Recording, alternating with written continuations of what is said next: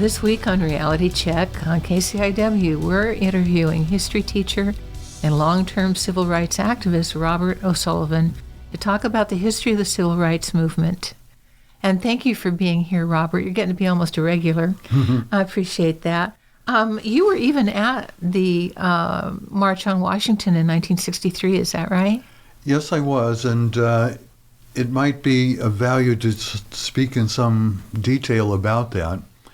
The march was the brainstorm of a man named Philip Randolph, who was the president of the Sleeping Car Porters Union, which was a large black union that was one of the first unions ever, wasn't it? It was certainly one of the first black unions, and sleeping car porters played an interesting role in that they were few blacks who were able to get a job that wasn't manual labor or hard domestic or factory work, but it also got them around the country.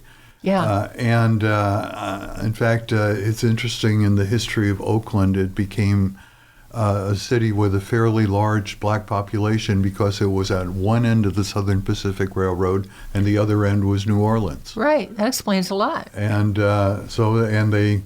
they populated the area right near the train station, and things like that happened. But anyway, A. Philip Randolph was a major figure who first thought of a march on Washington in the early 40s. And there's always been a conflict, or those days there was a conflict, between civil rights leaders and the Democratic Party, because the Democratic Party had all those Southern senators and congressmen who had enormous power and had to be dealt with somehow, and who were able to even filibuster against legislation which would have made lynching a federal crime. There were, anyway, the March on Washington was during the Kennedy administration. Kennedy was a reluctant friend of the civil rights movement and moved way too slowly as far as many people were concerned. And they actually kind of agreed to making the march possible in physical ways, but reserved the right to cut off the speaker of the big speakers if any of the messages got too radical. Interesting. That's free speech for you. yeah, definitely. But it was a happy event, good music, Mahalia Jackson, Peter, Paul and Mary, Joan Baez, and a lot of good entertainment, and a very peaceful and friendly day. It was considered to be a real landmark occasion, though, for the size of it and maybe other things as well. 250,000, probably 50,000 of which were white people. Before we get too far ahead of ourselves, let's start from the beginning of the civil rights movement here in America, because I know we can go back and talk about Gandhi and people like that, which would be really interesting to do too, but let's talk about, we had a whole civil war about this whole thing. And then there was, what do you call it when the carpetbaggers were there? I forget the word. Scallywags and all that. All that. Anyway, you want to start from the beginning pretty much and fill us in a little bit, just briefly? Well, it's a lot to cover. I mean, slavery was an awful thing, and it was also a money-making thing, the slave trade itself and the use of slaves. But the Civil War was fought largely over the issue of slavery, and as you said, you thought it should have been settled then. It wasn't. There were times not long after the Civil War that there were black senators and there were black congressmen and people in the state legislatures, but that was all killed off by about the 1870s or so. And what did they call that period? I'm blanking on the name. The Reconstruction. Reconstruction, thank you.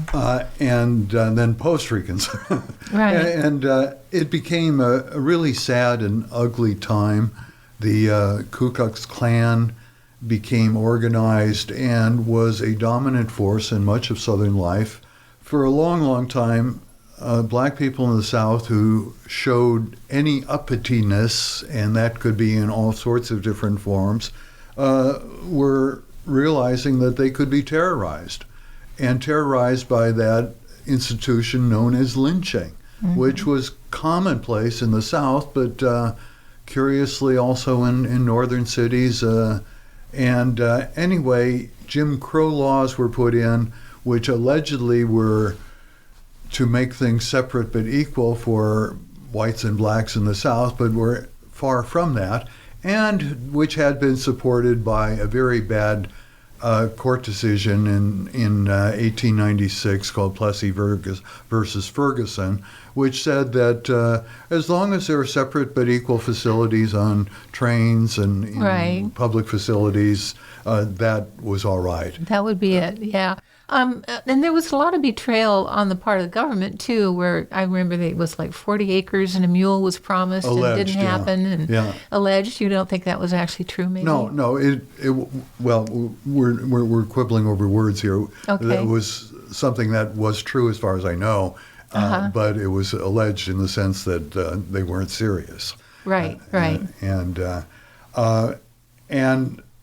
In much of the South, the sharecropping system developed, which was almost a new form of slavery in many ways. It made blacks dependent on not a master anymore, but on someone who owned the land or leased the land and made sure they were paid and fed and this and that. But interestingly, part of the ugliness of those days in the South was major migrations to the North started happening. Much later were super important migrations to Chicago and the turn of the century period. Yes, it happened over a period of time. Yeah. Yes, at the turn of the 20th century was when those migrations were starting. They got much bigger in the 20s and 30s and 40s and so forth, but the North was hardly a pleasant place for most black people either. What basically gave impetus to the civil rights movement was actually a court decision by the U.S. Supreme Court under Earl Warren that overturned the Plessy versus Ferguson decision on separate but equal and said that that's inherently impossible, and that black. What year would that have been? What year? 1954. So really, half a century later. Half a century later, there had been organizing of all sorts of civil rights groups. The National Association for the Advancement of Colored People was the most prominent. There were other groups as well, and up until the time of World War II, there were efforts to organize, but it took that Supreme Court decision to give the kind of hope that, hey, things are really likely to change. It's turned out to be a bitter hope in many ways, but it was a unanimous decision that did indeed change the direction of American national life. I can only imagine with 50 years of basically segregation, how, culturally it was just everything that people assumed was true about this world, and then having that court decision would have maybe woke people up a little bit. Now, to a Southern white, they would think about just keeping a way of life. This is the way everybody wants it, and don't intervene from other parts of the country to say this is wrong. Just leave us alone. And it took ugly forms. The Klan often had members who, during the day, would wear the black robes of judges or the blue uniforms of cops, but during the night they'd wear the white robes of the Klan and terrorize people with burning crosses, lynchings, and all sorts of ugliness. Tell me, if you will, about there were lynchings and so forth, but in terms of how black folks lived in those days. I mean, they were poverty-stricken oftentimes, true, but also, in terms of their rights, did they feel in the South like there was they could stand up for themselves in anywhere? Was that just completely out of bounds? It was extremely difficult. People knew the possible consequences, and they were ugly.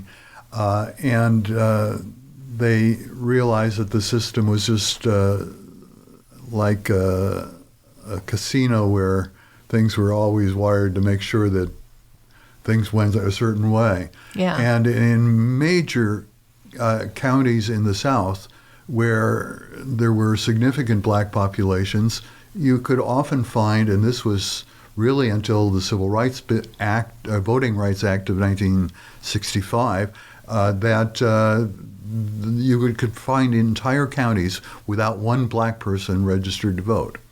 Wow. And if they couldn't register to vote, they also could not be on juries.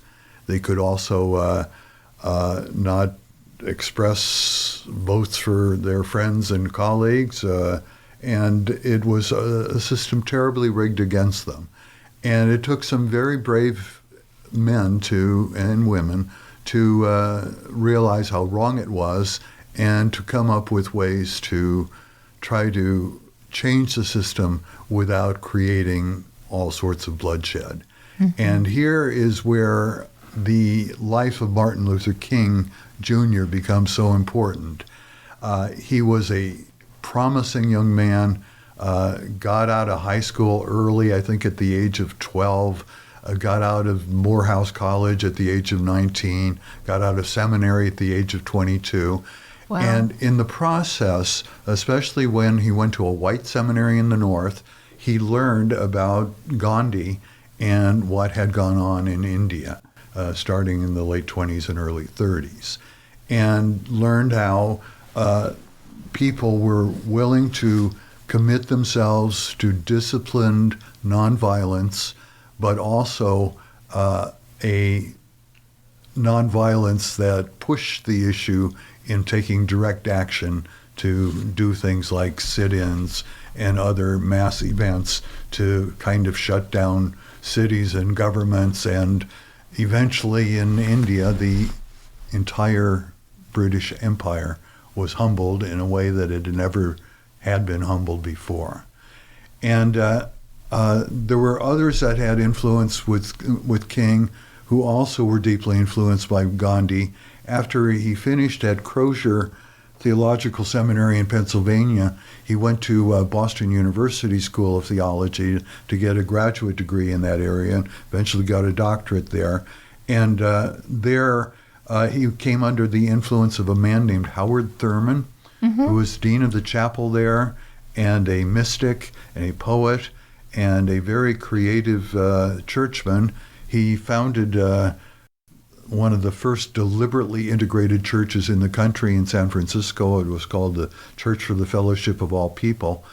And he also had gone to India firsthand, saw what Gandhi was doing, and again, deeply influenced King by sharing from his vision and his knowledge. Wow. So you were talking about Howard Thurman, and that's a very familiar name. Why do I know that name? Not sure. Okay. Well, just start from the top. Howard Thurman, you're going to tell us about him. Yeah, visited Gandhi in India and was a very creative preacher and charismatic friend to not only to King, but a lot of other key people in the civil rights movement. He was kind of their spiritual guru in many ways, as well as Benjamin Mays, who was the president of Morehouse College, where King had gone as an undergraduate, who also was sophisticated and was helping King to develop a vision of what he thought his life should be like. And a little more about King is, as a young man, he probably could have had a very comfortable life. His father already had him as an assistant pastor. He was hooked into the black establishment in Atlanta, which had Morehouse College and Spelman and a fairly moneyed and substantial black middle class. And he probably could have had a comfortable life there. But he was given a call to Montgomery, Alabama, which had been at one time the capital of the Confederacy, and a place with a history of really strict Jim Crow division of water fountains and restrooms and public facilities and many of the indignities that life in the South involved for black people. And it was there that he was not long before he was drafted into becoming the head of the Montgomery Improvement Association, and the Rosa Parks incident happened. Which was pretty much the beginning of the civil rights movement in that America, and that court right? decision. They were around the same time. 53-ish? Yes. And the result of Rosa Parks was a sophisticated woman who'd been involved in civil rights for a long time. There was a school for teaching nonviolence and teaching organizing tactics in Tennessee called the Highlander Folk School. And at one interesting week, there were 3 people whose names became pretty famous. One was Pete Seeger, one was Rosa Parks, and the other were Martin Luther King. And she was the secretary of the NAACP in Montgomery, and a lot of people kind of say she was a simple seamstress. Well, that's not really. That's not a good concept anyway. I know too much about seamstressing to know it's not simple. But she was a civil rights activist all her adult life. So the picture I'm getting is that there already were these undercurrents going on, but I guess not really getting national attention, maybe being pretty underground at that point. And just one day she was tired. A black man got on the bus and wanted her seat, and she said no. And it was a short little encounter. The police. A black man got on the bus? No, a white man, excuse me. That's what I thought. Got on the bus and took her seat, and the rest is history. She was arrested, and the organization that happened in Montgomery was extraordinary. Pretty soon there was virtually nobody showing up for work. Because, so the response was a general strike? Well, it was more a bus boycott, but when the buses were boycotted, the maids weren't going to the rich people's houses and all that. Although pretty soon there was organization of carpools in which a lot of the white women were involved because they wanted to make sure they got their help. Right. There was even a movie made about that. So, but anyway, King was the right person at the right time. He had extraordinary oratorical abilities, but he also learned something about organizing and was someone committed to nonviolence and committed to direct action and committed to confronting evil in ways that help the people who have to be confronted to maybe get out of it with some grace. You're listening to KCIW LP, Curry Coast Community Radio 100.7 FM in beautiful Brookings, Oregon, and we're talking with Robert O'Sullivan about the civil rights movement, the history of that, and some of the experience that he had along the way being part of it. So, King is now getting really out there active with the Rosa Parks incident, as well as it sounds like the whole town of Montgomery. Yeah, it was quite an event, and eventually the U.S. Supreme Court ruled in their favor, and all of a sudden bus companies throughout the country had to no longer have such things, and other things, lunch counters and bathrooms and whatever, were becoming a subject of change, although it often had to be prompted by students who were willing to sit in or engage in some very risky behavior like the freedom rides. Tell us about that. Okay, this was, must have been 63, 64. The people realized that Greyhound and Trailways and other bus facilities in the South were segregated, and series of white and black riders, usually associated with CORE, that was Congress on Racial Equality, were willing to ride those buses and integrate the facilities in the bus stations and face the consequences with using nonviolent means. And in one case in Anniston, Alabama, the buses were burned out and they were almost killed, and there were ugly things happening, like the FBI was tipping off local police as to where the bus was going to next and where it might be a good place to intercept it and set it on fire. And there were things with law enforcement then in the South that were really ugly. And the FBI had a director, J. Edgar Hoover, who was a terrible racist. Yes. And great enemy, the greatest enemy of the civil rights struggle. So for people that maybe weren't alive back then and didn't get a lot of it in school, what would you say to them about how these organizations came to be? I mean, how did people get involved, and what would they go through to learn to be, say, for instance, a freedom rider or something like that? Well, it took some knowledge of what was going on. For black people, that wasn't difficult because they experienced it at all times. But for many whites, it was something that took a lot of learning and maybe a little humility and honesty that they weren't used to on such subjects. A lot of white people were taught that African Americans were of an inferior race, that they're less intelligent, and there were also ugly sexual stereotypes about them and how they conduct themselves, and a lot of suspicion of their motives, especially related to white women. And also, unless people happened to be in a school or a job site where there was integration, very little contact, even in the North, between races. You can see that today in a different context, where we all live in our own little bubbles and don't know much about the other side, unquote. You know, it's kind of a lesson for today about how badly things can get out of hand. Yeah.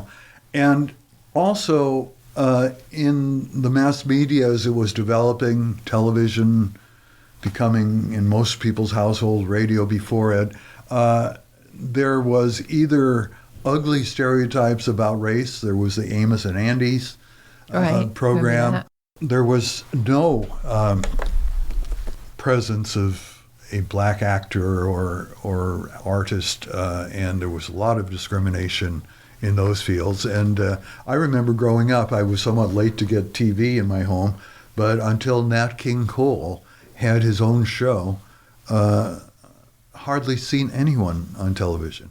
And even the NFL and the NBA. Right, even the ball teams were integrated. Were the Boston Red Sox, I forget exactly how long it took them, but it was like in the middle 25 years after Jackie Robinson with the Red Sox, or 20 years maybe. Even the NBA was originally a white league that had very few black players in it at all. Hard to imagine today. And politics didn't have many people of color who had any presence. Especially strange, since they had been in politics right after the Civil War, and then that just died. So this would have been a period of time where you were starting to get involved, I imagine. Why don't you give us a little color about what your process was like and how you got swept up in it all? My youth involved quite a bit of church activity. I aspired to the Lutheran ministry and was a leader in church youth organizations for a few states and was quite involved in that. And also just by paying attention to what the Christian faith should be all about, recognize that one should see everyone as a child of God, and that one should show love and compassion and openness, and especially to those who are hurting, and especially to the stranger and those who are different. And because of all those things, I got involved. Were you seeing it on television? Were you hearing about it at school? How were you getting the exposure? Some at school, but and also I was in school in Oakland and living in Berkeley.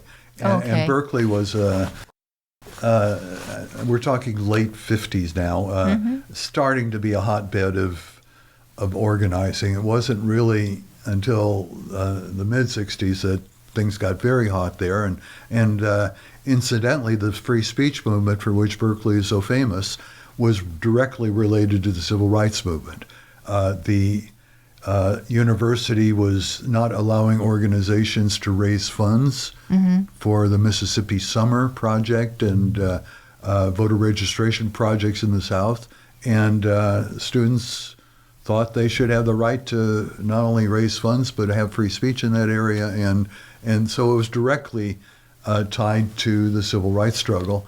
And the civil rights struggle had many students, white students, who were convinced that racism was wrong and that injustice is wrong and something should be done about it.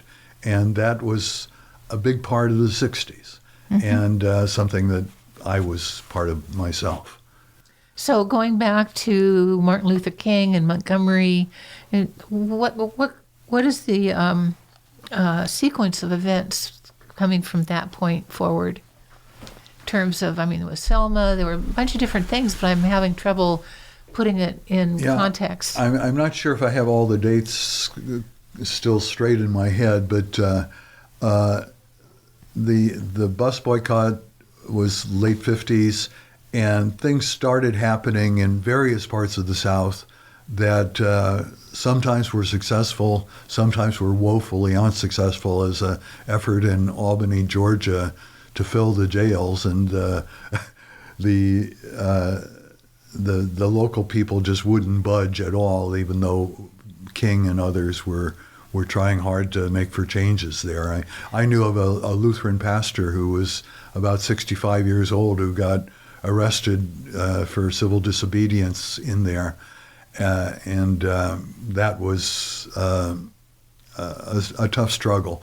But now, I'm a little bit confused about the details here. You're saying that in this place in Georgia, there was like a movement amongst the whites to arrest a bunch of people. I don't know the whole story of that area.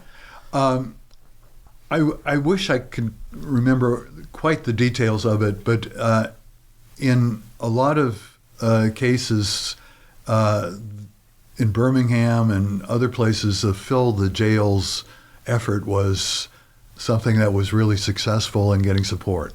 So this would be on the part of the racist people. The civil rights people would commit acts of civil disobedience and get themselves arrested. So they were filling the jails on account of they wanted to make a splash in the media. A splash in the media and make it hard for the city to keep functioning, its jails to keep functioning. Well, in Albany, I think they kept arresting people and then letting them out right away. Right. And so that they were kind of being slick in how they were defeating the principles that had worked so well in some other places.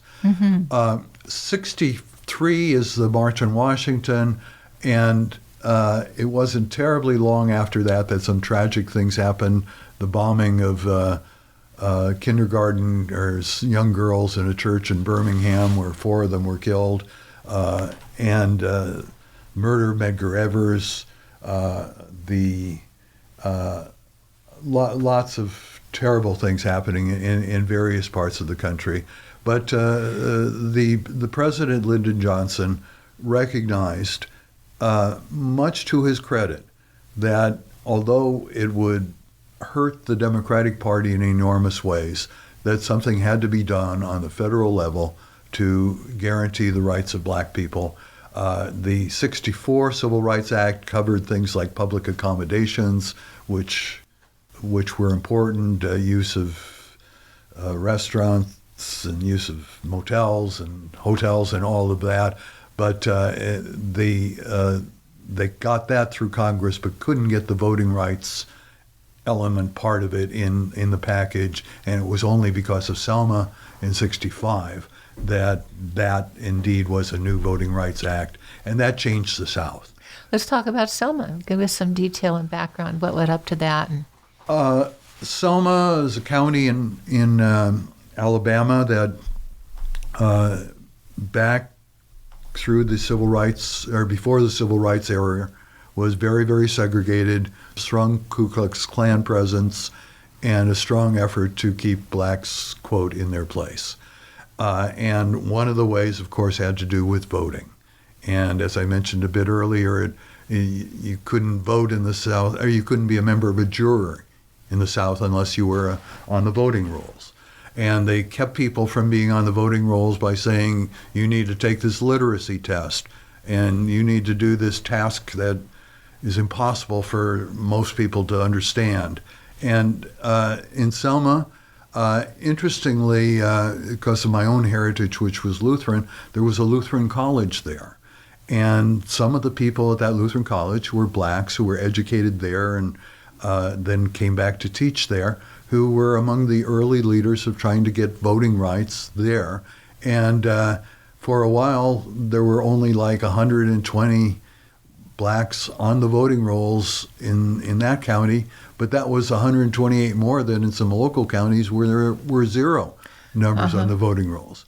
And anyway, if you can't vote, you can't have a whole lot to say about what your community is like. And that's part of why Selma became so important. And they did it through, have a jury or peers or anything. I mean, that's terrible. They did it through nonviolent resistance after a terrible, bloody Sunday in which they were on a bridge trying to cross it and were just attacked by police with billy clubs and horses and German Shepherd. I shouldn't mention the breed of the dog. I happen to be very fond of that particular breed and have three.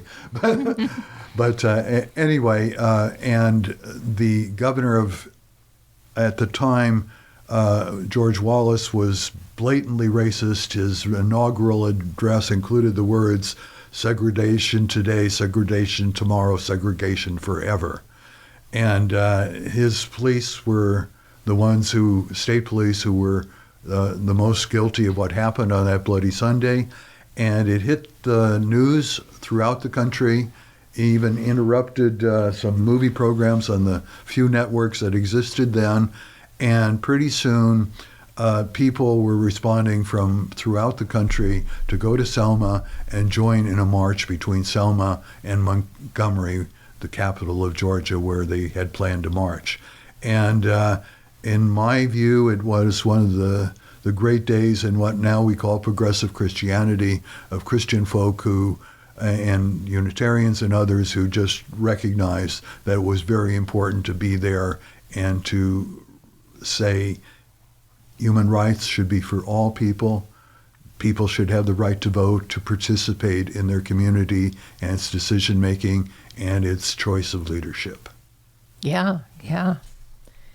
You're listening to KCIW LP, Curry Coast Community Radio, 100.7 FM in beautiful Brookings, Oregon. And I'm talking with Robert O'Sullivan, a longtime civil rights activist and teacher of history.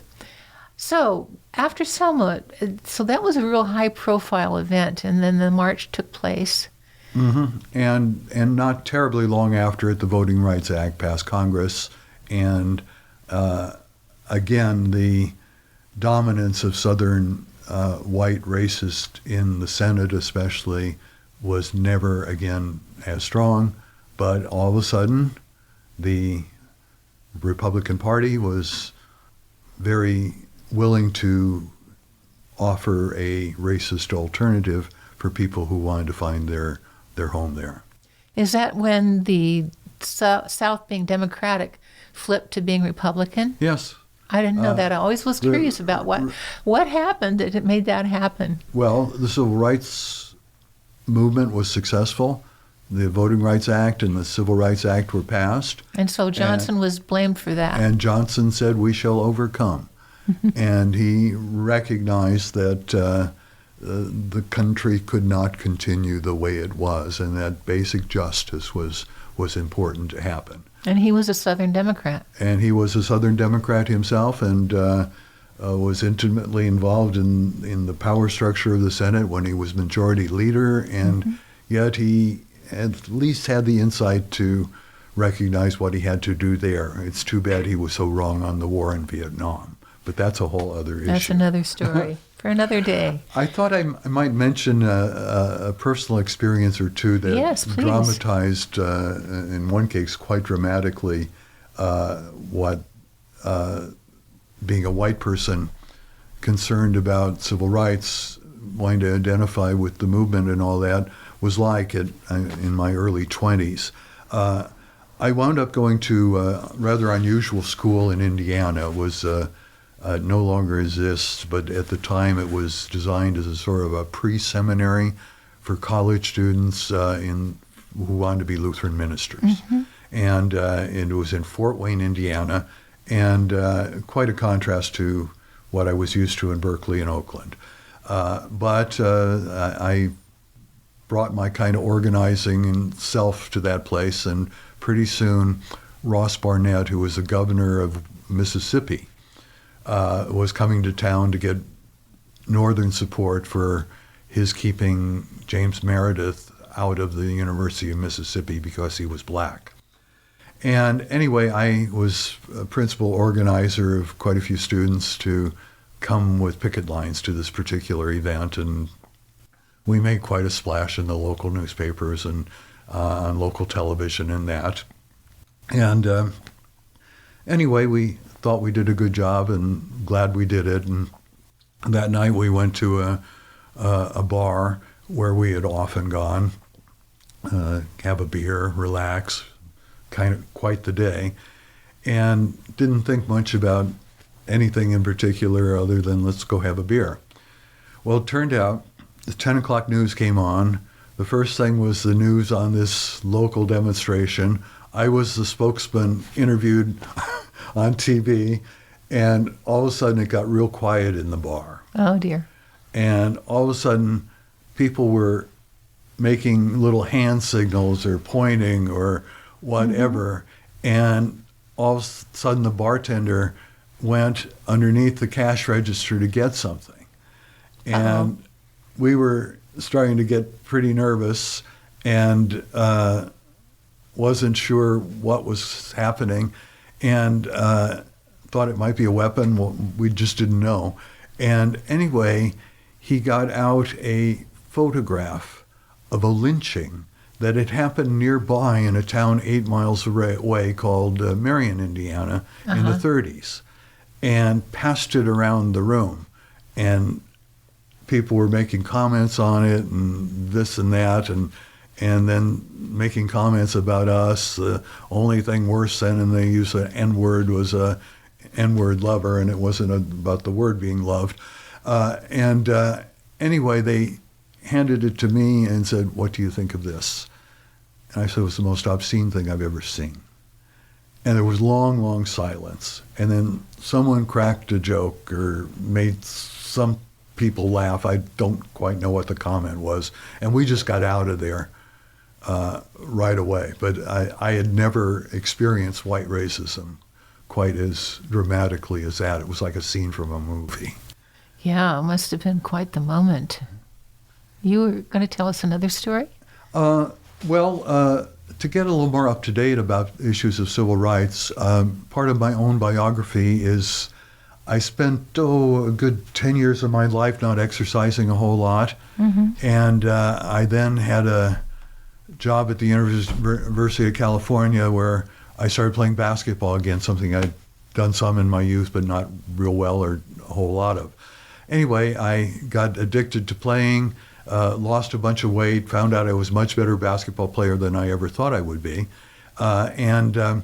But the funding ran out on that job, and for a while I was unemployed or consulting or freelancing or whatever, and looking for places to play basketball since I was no longer a university employee and couldn't get into their facilities anymore.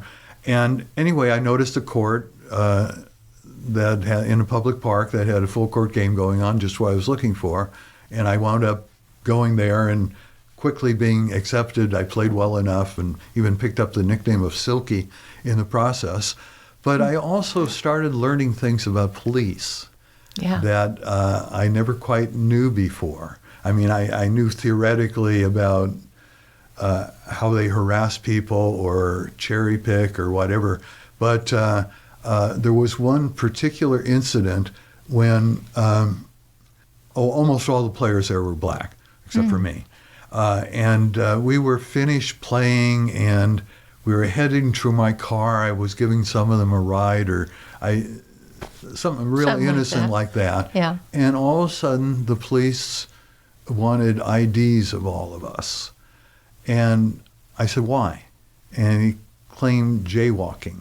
Now, this was by a public park on a not terribly important street. If it were the main drag the other direction, maybe it could be a legitimate concern. But it was just like a residential street somewhere in the neighborhood.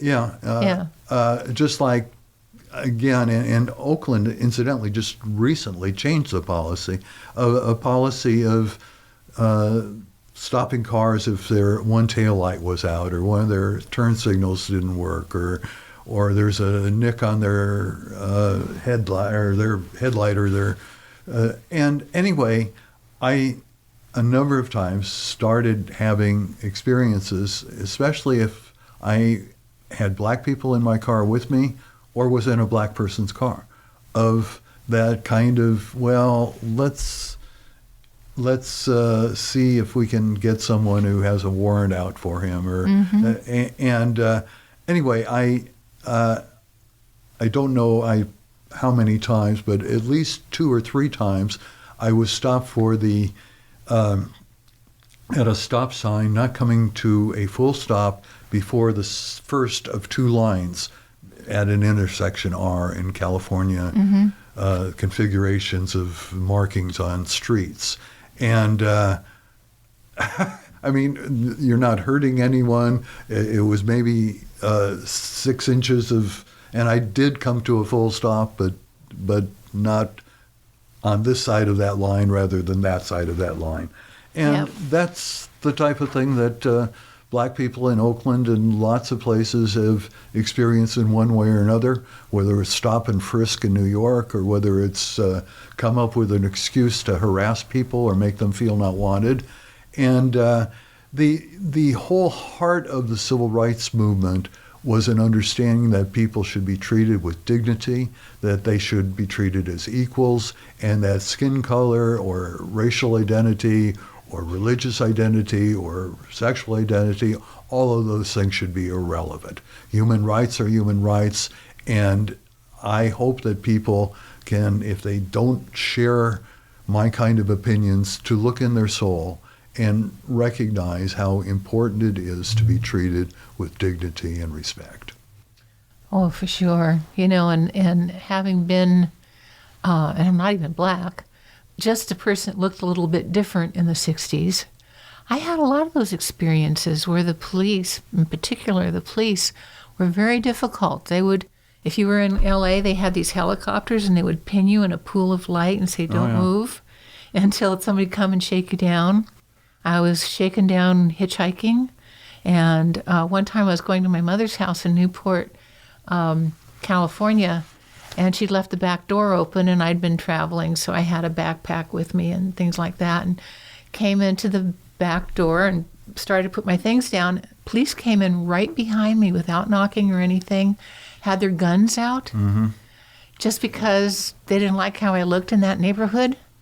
And, you know, those kind of things happened a lot. Now, today, I like to think that the police are different. But that's because I'm different, too, right? I'm now an old person, and I look like everybody else. And, you know, it's really hard to know if things are different or not. But certainly, I'm not treated that way anymore. And it makes you wonder a little bit if things have changed that much or not. When it comes to police brutality, unfortunately, one thing has changed. Or, well, no, I should say fortunately one thing has changed, and that's video cameras. Yes, thank God. Those of us who were part of the liberal left, you might say, were aware of black friends telling us of their experience of police brutality and inappropriate behavior. But it's only since people had phones with cameras, largely, that how prevalent it is of people being killed in their own backyard for looking at a cell phone. And one of my connections with this kind of tragedy is I knew Oscar Grant, who was killed in a BART station in Oakland in cold blood. Killed by police or someone? Killed by a police officer of the transit district who claimed he thought he was using his taser, but he. You mean he accidentally pulled his gun instead? He got a manslaughter charge and got off after 6 months or something like that. Wow. But unfortunately, sometimes people in their instinct are so afraid or so hateful that they are ready to pull a trigger before they should even think about it. I know there's not much time. A lot of examples of that. It's way too many. Yeah. And often they start over really trivial things. The thing in New York about the choking death that was over a cigarette. Mm-hmm. And other things of similar small. The little child that was killed with a toy gun. Yeah. Oh, it's unbelievable. So can you fill us in sort of like, so we had the Voting Rights Act, LBJ brought that in, Martin Luther King would have been killed just prior to that? No, he was still alive. The Voting Rights Act was 65, he was killed in 68. Oh, okay, yeah. But in those particular years, they were difficult years for King. He went north to Chicago and had terrible confrontations there, of things thrown at him, bricks and what have you, and just didn't have the organizational skill happening that happened in the South. The Southern Christian Leadership Conference and the Student Nonviolent Coordinating Committee were strict in their training and discipline of nonviolence and organizing. They were serious. This was, but they went north, and that kind of stuff just that support didn't system happen. Wasn't there. It wasn't there, and the hostility was there in ugly ways. And but let's talk about after the real impact of the civil rights movement was in the 70s and 80s, and that there was much more of a presence of blacks on television, in the movie industry, in politics, and often quite positive. In music, of course, really many did quite prominent roles. And the black middle class picked up as more went to college and more got jobs through affirmative action and other means. But somehow, both economic forces where in our country more and more money is concentrated in fewer and fewer hands, and social forces made the type of discipline or the type of new life that I thought would happen in this country to happen.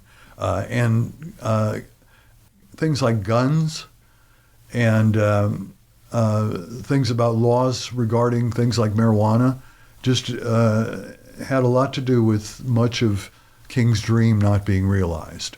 Yeah. And with the present administration in Washington, it seems like it's being reneged upon in one way or another almost every day. And not only are there these freak murders on the part of the police, but it's so obvious statistically about how many more black people are incarcerated than white for the same habit patterns, same amount of drug usage and so forth. And yet, 4 out of 5 are black that get actually jail time and so forth? Yeah, the statistics are alarming, and so much of it was fostered by well-meaning Democrats who wanted to pretend that they were tough on law and order. Yep. And not understanding much about what communities do when they're have underground economies related to things not only drugs but gambling and that. And anyway, the disruption to American families based on mass incarceration is a scandal. Yeah, it really is.